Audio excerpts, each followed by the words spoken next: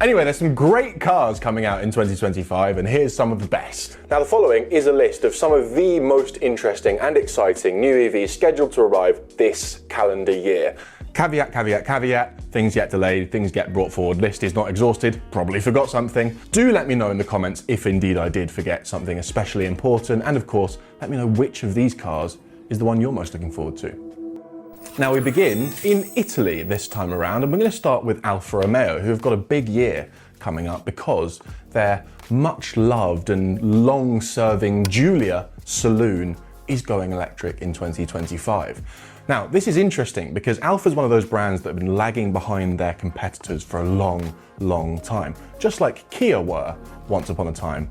Kia went big on electric, it worked very well for them. Alfa planning on doing something similar. On the other hand, there is no brand more associated with soul and petrol heads than Alfa Romeo. So high risk, high reward, very interested to see what this car is all about. What we do know is it's going to have, quote, a minimum of 497 miles, which is a lot.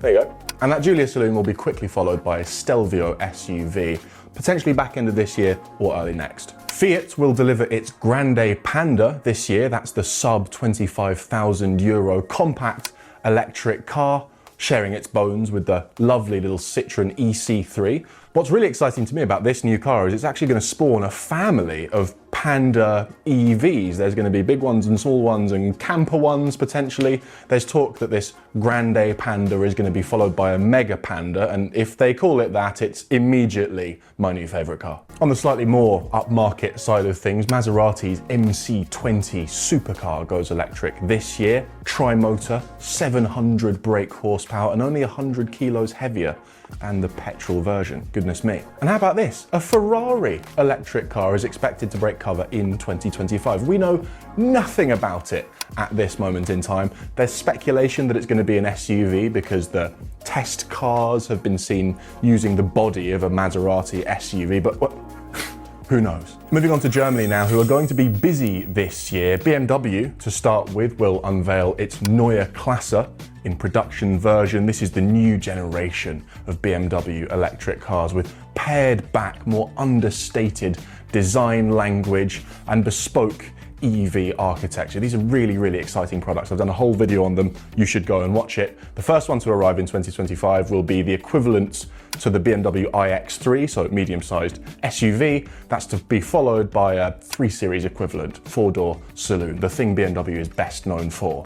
I really like the look of these cars. I like the look of the new, more pared back design language and the emphasis on efficiency. Audi will begin deliveries of its A6 and Q6. This is its large, luxurious SUV and saloon. Same bones underneath as the new Porsche Macan and Taycan. We're even going to get an electric RS6. That's a legendary car, super high performance family wagon. Goodness me, I cannot wait to see what an electric one of those looks like. Having said that, out of the trio of legendary luxury German brands, it's Mercedes I will have my eye on in 2025 because of the new CLA. So this is a super swoopy, smallish electric coupe saloon, again placing the emphasis heavily on efficiency. This car in testing has broken the record for the longest distance covered by an electric car inside 24 hours, beating the Porsche Taycan. That speaks to impressive efficiency, range and charging rates. They reckon north of 5 miles to the kilowatt hour in real world conditions is going to be entirely possible. That's a big deal. And Merc has gone pretty big on electric cars thus far, with some lukewarm results, I think it's fair to say. The EQ badged cars have not been huge hits, and there are many schools of thought as to why this is. I think it's because they're too expensive and a little bit dull to look at. In any case, this CLA will not be badged as an EQ car, and it's also going to be available as a hybrid as well as an EV. Mercedes claims that the platform is mostly for electric and it will just about squeeze in a very small engine, but we're going to see this a fair amount this year. We're going to see brands hedging their bets and offering mild hybrid or plug-in hybrid versions of some of their new EVs. That's not going away anytime soon. Moving on to Porsche, we're going to see a cheaper entry-level version of the recently arrived electric Macan. That's going to be a single-motor rear-wheel drive car. We may get a look at the new full-size SUV in electric form, that's the Cayenne, but the big news is that this is the year that Porsche's Boxster and Cayman go electric.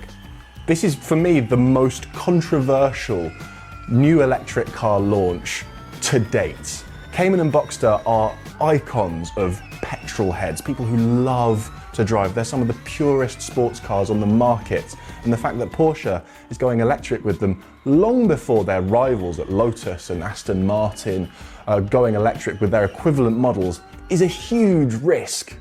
Having said that, Porsche haven't got much wrong in recent years, and that includes their electric cars, so cautiously optimistic / a bit nervous. As for VW, this is the year that we will see a production car based on the lovely ID.2, ID.2 All concept that we've been teased with for some time now. This is VW's smallest and cheapest offering yet, using a MEB entry platform. That's a smaller, cheaper version of the MEB, which will serve a lot of compact front-wheel drive models in the VW group in the next couple of years. And for me, VW's story as far as electrification so far is not dissimilar to Merc's in that they really are trying, and they've made some very worthy, if slightly unexciting vehicles.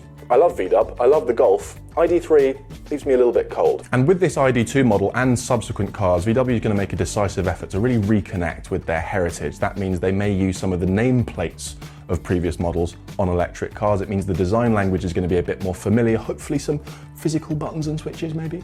Please.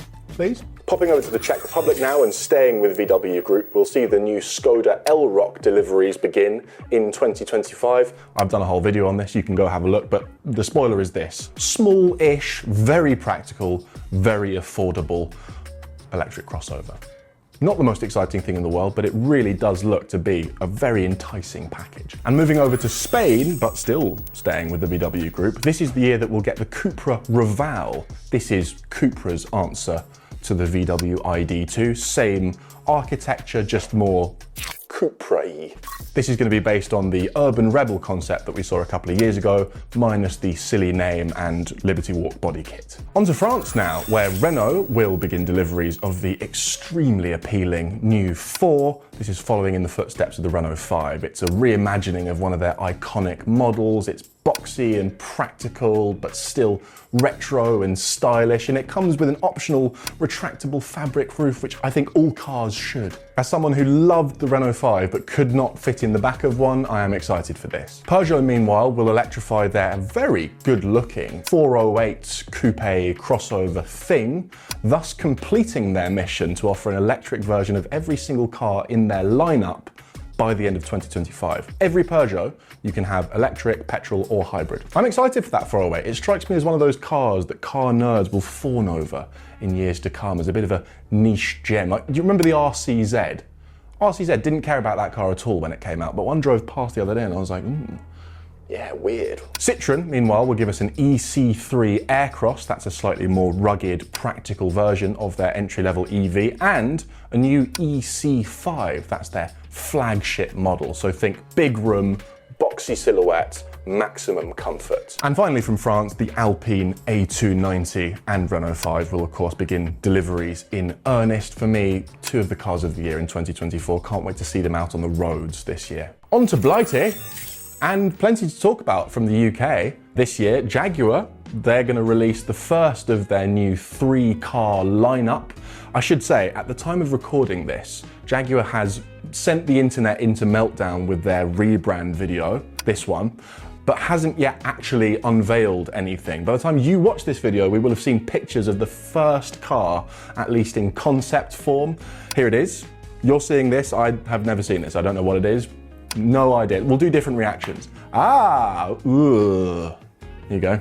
I have to say, I'm really looking forward to seeing Jaguar's new direction, and frankly, they've been floundering for so long that there really is no other way but up for this brand.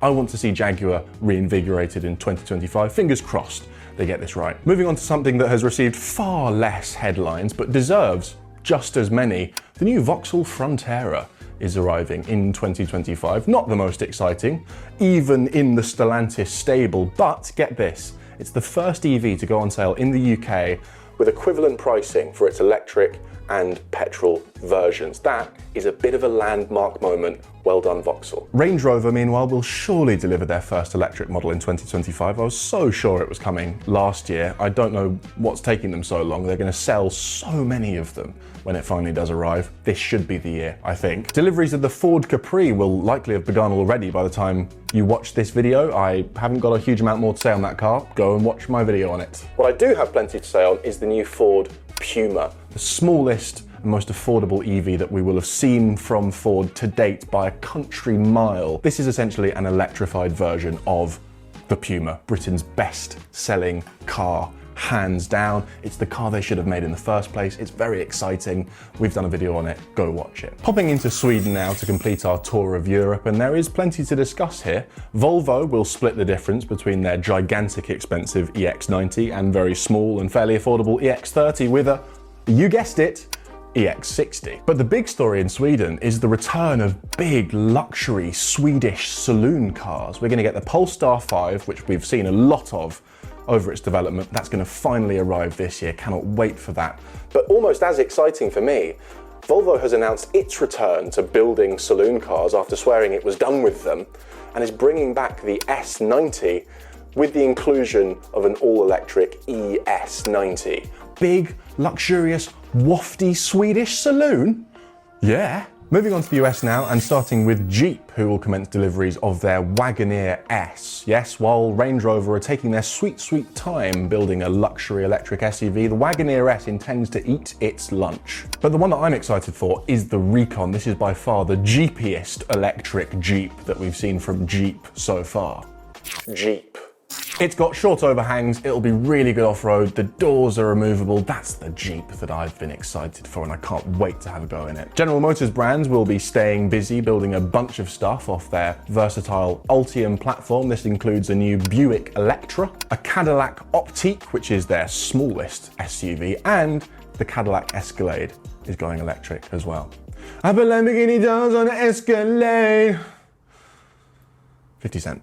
The electric Corvette was supposed to arrive in 2024. We didn't get to see that. Hopefully 2025 is the year. I can't wait for that. Even more exciting from Chevy though is the new Bolt. This has been due a refresh for some time, and it's going to get it in 25. Chevy says that they want it to be the smallest and most affordable electric car that you can buy in the US. Goodness knows the US needs more of those. And I have to just give a very quick shout out to Scout, the new VW sub brand that was launched just at the end of last year.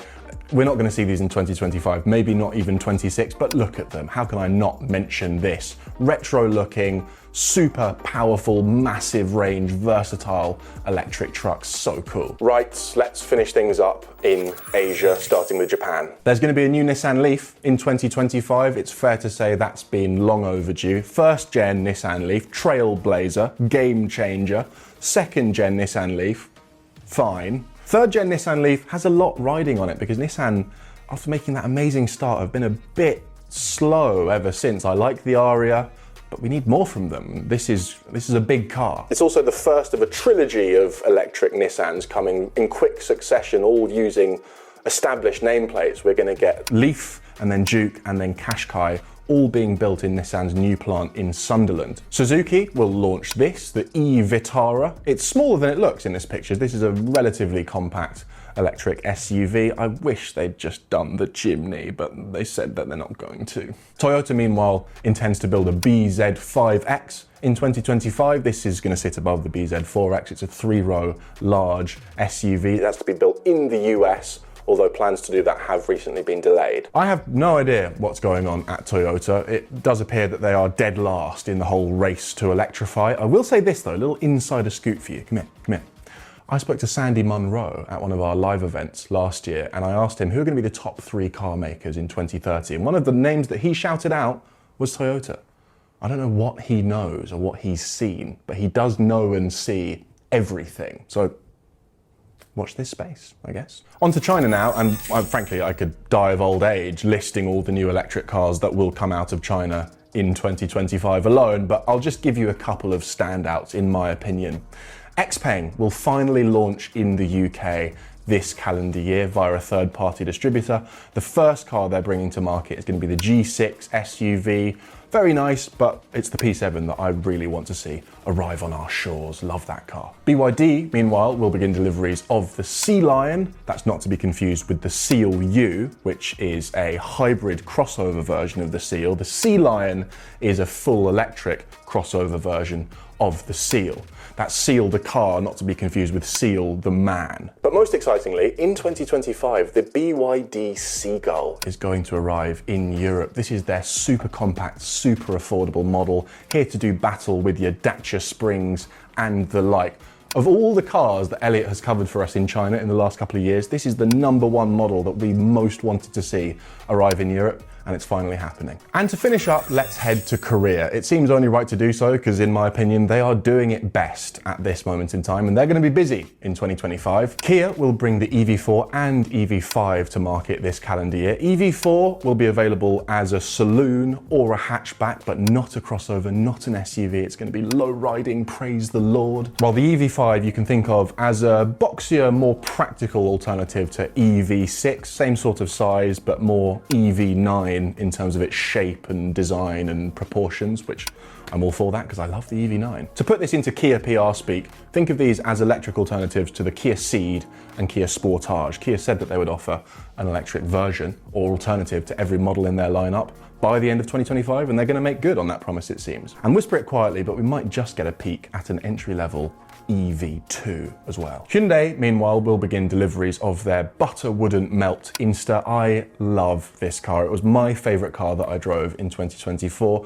Not as cheap as we initially hoped that it might be, but for me, hands down, the most charismatic small car that you can buy right now. The Ioniq 9 will arrive in 2025. We've already had a first look at it. It's big. And this is not confirmed, but there is some speculation that we may well see the arrival of an Ioniq 6N in 2025. That's following on from the immense success of the Ioniq 5N. For me, the most exciting electric car I have ever driven. Make it a saloon. Yes, please. So there we go. That is a whistle-stop tour of some of the most interesting and exciting new electric cars coming in 2025. I would love to know, which one of them are you most excited for? Which one are you least excited for? And which did I fail to mention? Because I miss one every year. I very much hope you enjoyed. Please make sure to like and subscribe. And if you have been, thanks for watching.